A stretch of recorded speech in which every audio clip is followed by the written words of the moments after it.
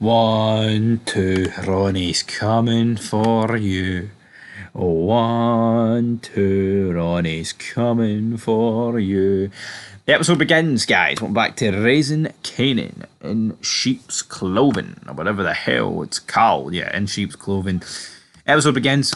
One of Kanan's courier boys get apprehended by the cops. Kanan then calls Uncle Lou, to help bail him out. You think Lou would be like, what am I walking into here? Also, the amount of heat this could bring Lou for getting a guy, out of jail like this, but it doesn't really go anywhere in this episode.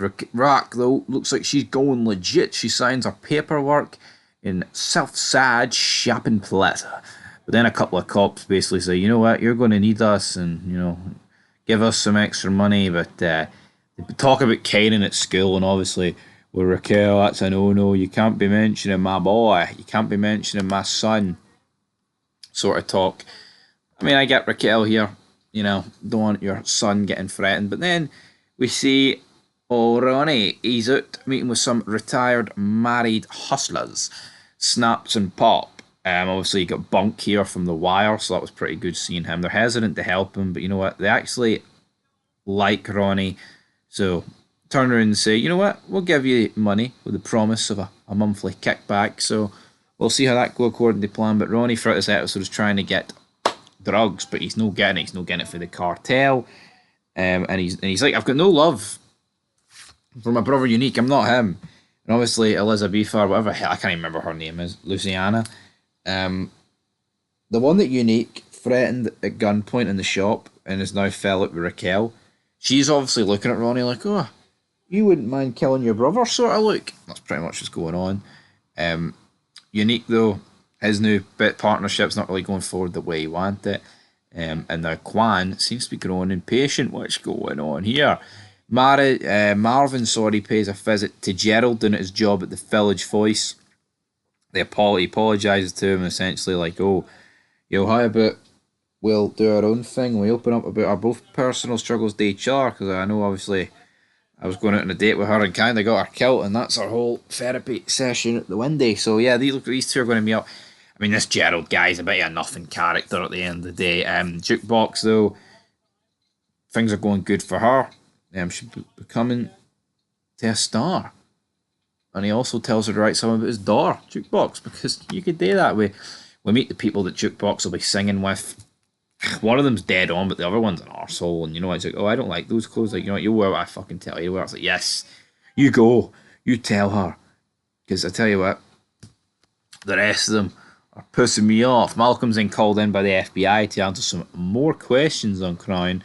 It's like, seems very easy and very suspicious that, Crown's the guy connected to all these murders. And then they ask him as he's leaving the room, what about your murder, big man? Attempt to hit on you. Any closer with that? Malcolm's like, nope. It's all going to come crashing down, isn't it, guys?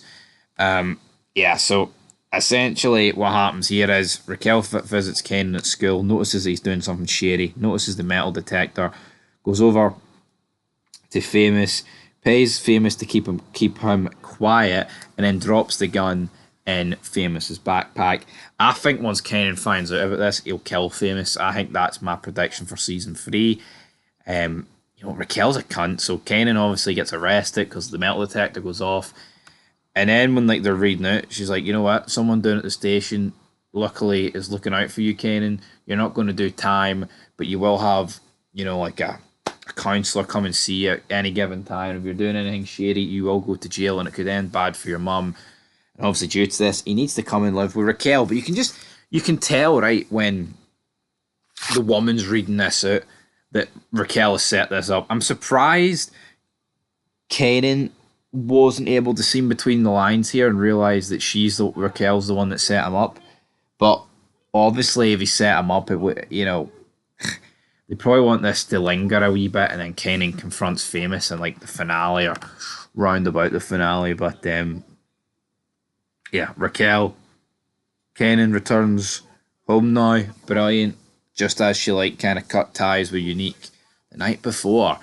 Ronnie, though, he's still going around demanding things. He makes his way to the bingo spot And Danny grabs Danny, and then Dean's like, you know what? I don't fuck with Unique, and I don't fuck with you. Unique then confronts Ronnie, and he's like, why the fuck are you going to the bingo spot doing that to Dean? And obviously, Ronnie denies all this. He's like, no, I'm not doing any of that. And then that's pretty much where the episode ends here. Pretty much the episode ends with Dean being stabbed in the back as he was changing his grandmother's hearing aid by Ronnie. I'm liking this Ronnie character. I mean, he's not a good guy, obviously, but he's like a weird, quiet fucking psycho. And you know what? I think that's something a wee bit unique in this Power franchise. Obviously, we did see a wee scene between Kanan and Jukebox. I think we're witnessing here the rift potentially that separates them completely, because maybe like Jukebox won't be seen very much going forward now because she's off to this class. We'll have to see. Yeah, it's a shame there. And Lou and Marvin didn't really do much this episode apart from the fact that they're going to agree to work in this bar with that Shirley woman. And yeah, Juliana, she was the one giving Ronnie a bit of a start. I can see her going to Ronnie trying to get Unique killed, something like that.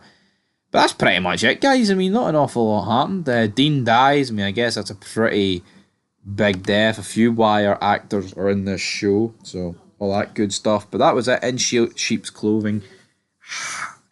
Yeah. I feel like I remember someone commented. I can't remember your name, sorry, but they did say that season 3's very slow. I can kind of see where they're coming from, but at least there's deaths and things are moving forward. If something's slow and it's building up towards something, I can accept that. But if it's slow for no reason, I can't. But I feel like this is alright. So I'll give this episode a 6 out of 10. Till next time, peace.